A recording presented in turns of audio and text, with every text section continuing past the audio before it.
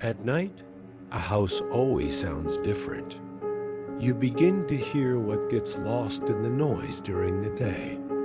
The cracking of walls, the breathing of pipes, the creak of the floor, as if someone is moving carefully, trying not to give themselves away. And if you stay awake long enough, those sounds start to form a rhythm, almost like speech. I didn't believe in that until that night. I moved into a house on the edge of the city at the end of October. An old neighborhood, rare streetlights, empty streets. The house was cheap, too cheap for its size. The owner didn't bargain, only rushed the paperwork and avoided looking me in the eyes. "Are you planning to stay long?" he asked. "I don't know," I replied. "Why?" He paused, squeezing the keys in his hand. "Just don't open doors at night, even if it sounds like someone is calling you." I smiled. The first night, I barely slept. The house was alive, not figuratively, but literally. It was breathing. Somewhere a shutter slammed, though the windows were closed. Across the ceiling came a sound like fingernails slowly dragging. There was no clock in the house, but I knew it was around 3 in the morning, because that's when silence becomes thick, heavy, as if the air itself stops moving. That's when I heard the whisper. At first, I thought it was the wind. Then I thought I imagined it. But the whisper came again. Quiet, almost gentle. "Hey!" It came from downstairs, from the hallway. I sat up in bed, holding my breath.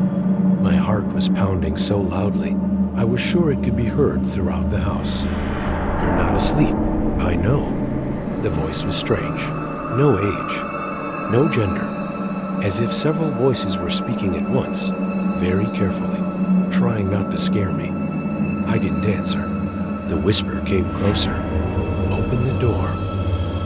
I lay there until dawn, not moving, not breathing.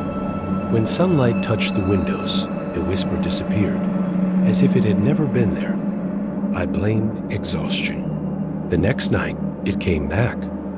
With each passing day, the voice grew more aware. It wasn't just calling anymore. It knew. "You're thinking about me. You're afraid, but you're curious. I was here before you." I began to notice things. Doors I was certain I had closed were left slightly open. The mirror in the hallway would fog up, as if someone had been standing there, breathing. And one morning, I found footprints, bare feet, in the dust. They started at the front door and ended right outside my bedroom. I tried talking to the neighbors. The house across the street was occupied. Dim light in the windows, old curtains. A man in his 40s opened the door. When I mentioned my address, his face changed. "You hear it too, don't you?" he whispered. "Hear what?" He glanced around, as if afraid someone was listening. "The whisper of the night." I laughed nervously. "You're not the first," he continued, "and you won't be the last. It doesn't leave. It waits." "For what?" He was silent for a long moment, then said, "For you to answer." He shut the door. That night, I decided not to sleep. I sat in the living room, turned on the lights, the TV, music, everything at once. But at exactly 3:07, everything went dark. Absolute darkness. And silence. Then applause. Slow, polite. Finally, the voice whispered right next to my ear. "Now you're listening." I felt breath. Cold, smelling of damp earth. Do you know why the house was so cheap? Because we never leave alone. The light flickered, and I saw its reflection in the black screen of the TV. It was standing behind me. I can't describe it clearly. Every time I try to remember, the details slip away. I only recall the feeling of wrongness. Too many joints. Shadows that were too long. A face that looked like it was assembled from other people's memories. You heard us every night. Now we want you to speak with us forever." I screamed, or thought I did. Then, silence. I woke up in the morning, lying by the front door. The keys were still in the lock. On the inside, I moved out that same day. 6 months passed. I live in another city now. A new apartment.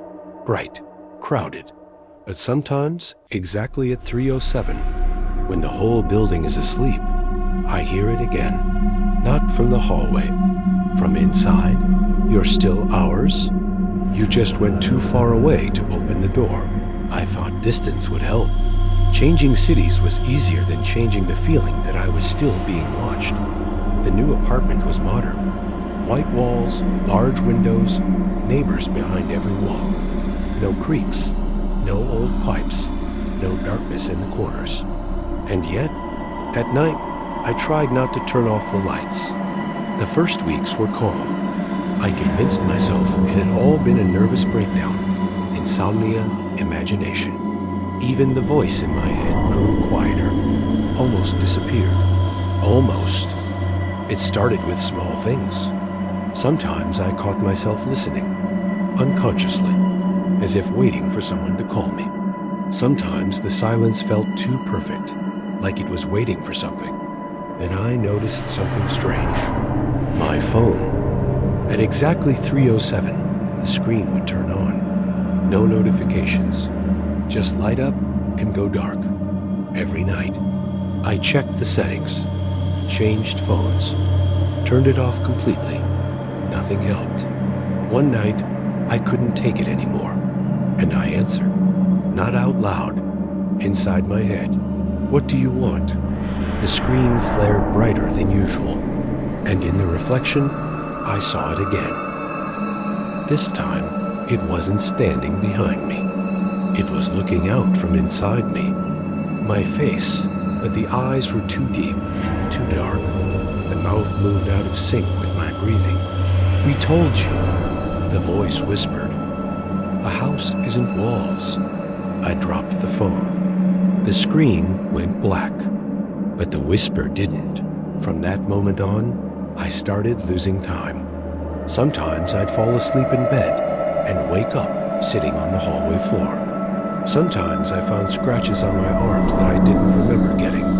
And one day, I found a note in my phone that I knew I hadn't written. "The door is you. Opening is easier than closing." I deleted it. It came back with the same timestamp, 3:07. I started searching for information. Forums, old archives, abandoned websites with black backgrounds and yellow text. People wrote about the same thing. About a whisper that comes at night.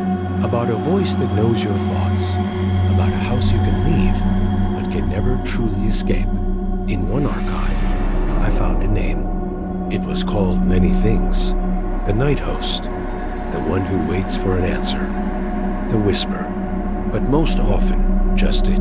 It wasn't bound to a place. It bound itself to those who heard it and didn't close themselves off. To those who listened. The last post on the forum offered advice. If the whisper is inside you, the door is already open. There is only one way to close it. Below that was an empty line, and beneath it, a date. Today's. That night, I understood I couldn't run anymore.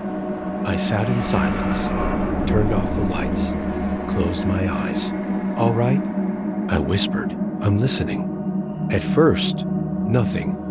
Then the familiar cold, and a smile I didn't make, but could feel. "Good," the voice said. "Now you're home." I understood the truth too late. The house was never a place. The whisper was.